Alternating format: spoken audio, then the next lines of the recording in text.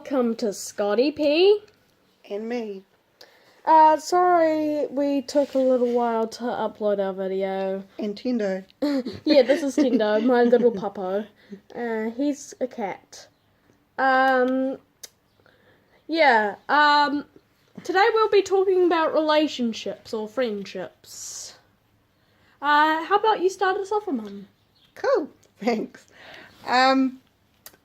So, for people on the spectrum, relationships can be a tricky thing, especially friendships around people your own age. Going to talk about that? Yeah, I have lots of teachers that are my friends. I could count, a lot.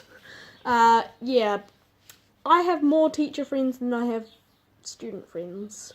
But I am getting better and better with my student friends. I am getting better at being more social and getting my relationships up. Lots of people like me and, yeah. I think with Scott, and I think we just need to talk from Scott's perspective, but this does carry across to a lot of people on the spectrum. For Scott, he has grown up with, he's the baby of the family. 11 pound 11 baby. And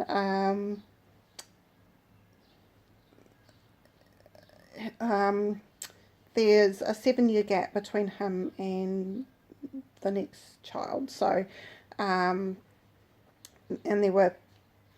he's got one brother and 2 sisters. So, he's kind of grown up and around people older than him. Add to that he is a very smart boy, and his interests and B, his intellectual level are quite high. So he likes to have stimulating conversations. And some students don't really understand where I get from and who I really am and stuff, you know? Yeah. But teachers really get me, you know. They're all in for conversation. They're smart too, you know, but some students don't really know what I'm talking about. Another thing that can be quite tricky, especially for people on the spectrum, is reading people's body language. So, but reading emotions and reading people's body things are 2 different things. Well, let's just clarify that. So, you find it hard to work out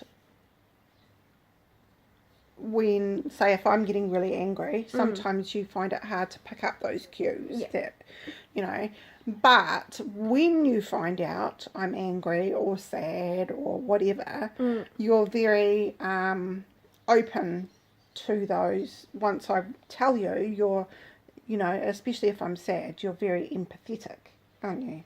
Just like a doggo. Yeah. So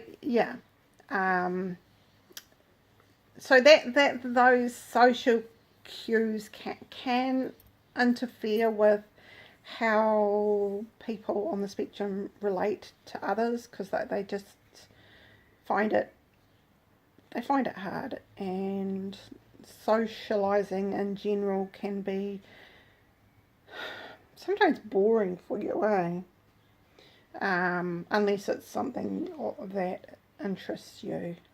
I'm going to hand over to Scott because I need to turn my potatoes down, but I'll be back. You can talk about some more. Yeah, I get really along with teachers and how they do and stuff, but students don't get me that much, and it's just harder to relate to them and how they work. And so basically what I'm trying to say is that I have better relationship levels with teachers than students. Yeah. But I am getting better with students. Yes, people your own age. Yeah. What else can we say about relationships? Yeah,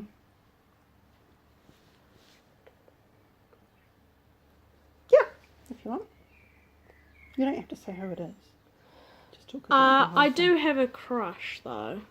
Just not gonna say who it is, just so that I don't get embarrassed, but I do have one. And at the moment you're struggling because you've known this girl for 2 years now. Yeah. And you're quite smitten, but she's off. She's not going to be in this town, let's say. But you feel quite torn because you want to tell her about your feelings. Yeah. So do you want to talk about that? Not really, no. No, not really. So that's it for today, guys. Next time we'll be doing more stuff. But until then, Hang on. Before we finish, how about a tip? Okay. A tip. How can people be your friend that are your age? Okay. Be really understanding. Be smart. And Respectful. respectful. Yeah.